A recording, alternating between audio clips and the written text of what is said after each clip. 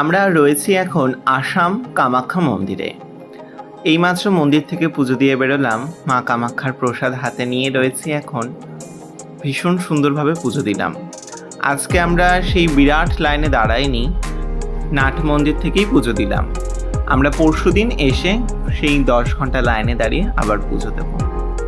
এখন ঘড়িতে ওই 12:30-1টা মতন বাজে। এখন আমরা মন্দিরটা চারিদিক প্রদক্ষিণ করব, তারপর নিচে গিয়ে ঠাকুরের ভোগ প্রসাদ গ্রহণ করব।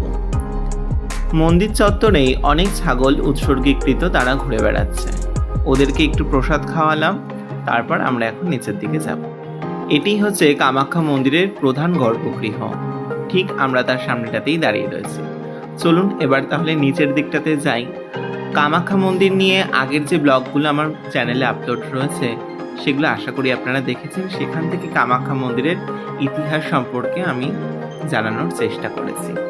প্রথমে এসেই কামাখ্যা মন্দিরে আগে নিজের ছবি তুলে রেজিস্ট্রেশন করতে হবে। আমাদের সেই রেজিস্ট্রেশনের সাথেই সম্ভবত ভোগের কুপনগুলো কাটা রয়েছে। আমি পরবর্তীতে জেনে আপনাদেরকে জানাবো।